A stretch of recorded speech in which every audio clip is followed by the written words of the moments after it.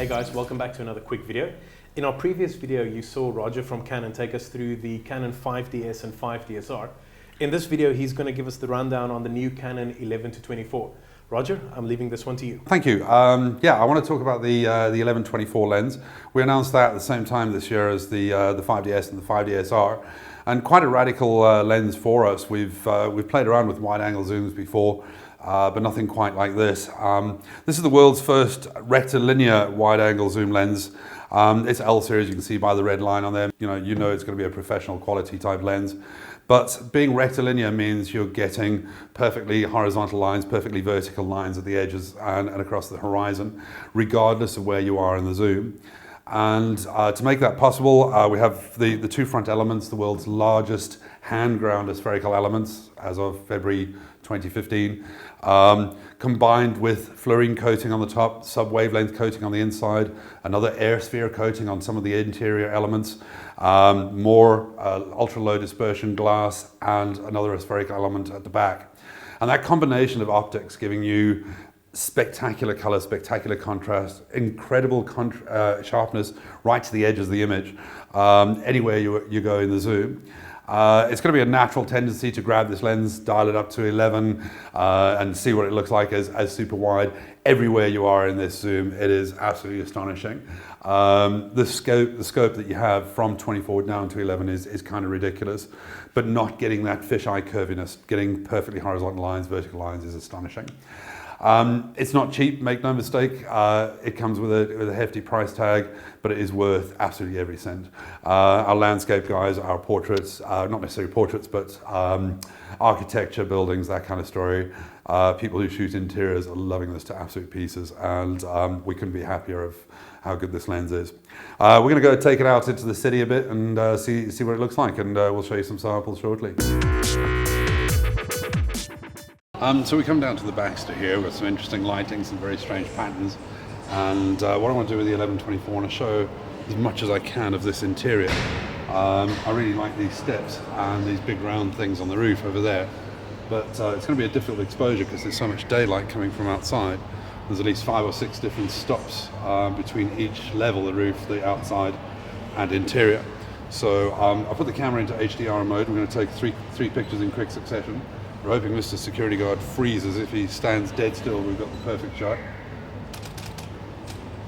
The camera's now taking 3 shots in quick succession, and now I'm going to merge 3 50 million pixel files on top of each other into an HDR. And what that will essentially give me is a very nice exposure for the interior, an exposure for the roof, and I'm going to get some detail outside as well.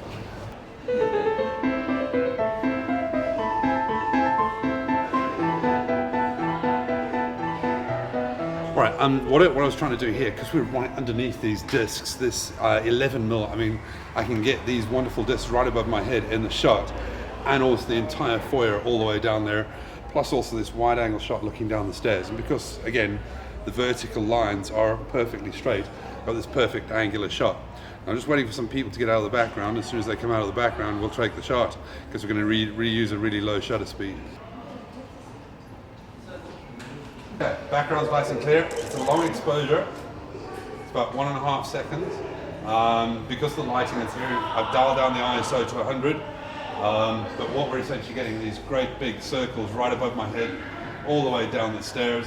We have to wait a few seconds for people to get out of the way. But I think I have. That's amazing.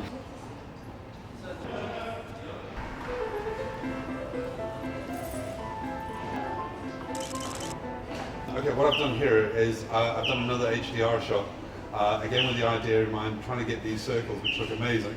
The 11mm allows me to get these ones right above me, but all the way down to the floor, 3 levels below me. Because there's a lot of very, very nice available daylight coming from the side lights, but there's not enough light falling inside these orange balls, and it's quite dark down the bottom there.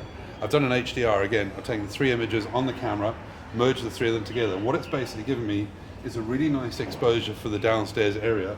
All of these balls are now filled up with light, and I've got available light from the outside. And it's left me a really bright, colourful image, which is absolutely astonishing, with these great big balls on the top of the frame leading you straight into the bottom. And obviously the beauty of this is such a wide angle shot. Again, I'm at 11, such a wide angle shot. It's picked up pretty much everything in the room. And if we zoom in, Let's go quite a lot closer. You can see, look at those lines. Those lines are perfectly straight and perfectly vertical. None of the curvature you would normally get out of a fisheye lens.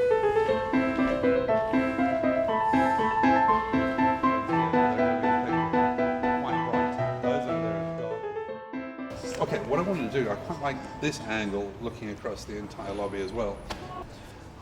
Again, I'm still obsessed with these circles and I'm deciding whether we shoot up towards them or do we shoot straight and then make the entire image work like that.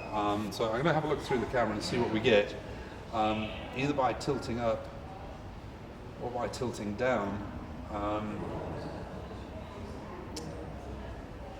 It's very strange to get an empty lobby here, so I'm going to get this shot as quickly as I possibly can. Again, because I've got a hell of a lot of backlighting coming from that window and a hell of a lot of deep shadows over there, HDR is the way to go here, and I'm going to do it. And as we said, somebody's going to come down the stairs as usual. So again, I'm going to zoom in just a little bit. Theoretically now we'll have the shot without any people moving around. So let's have a look, see what we got. Yeah, bingo. So now we have no motion blur from anybody walking down the steps. Lots of good lighting in the shadow area. Yowza. Looks excellent. I like that a lot. And again, you've still got this perfectly vertical pillar on the left hand side of the image. Everything with straight lines, but that super wide angle feel. We're going to try and see if we can get inside one of the theatres. They're pretty dark in there, but so we might not be able to film.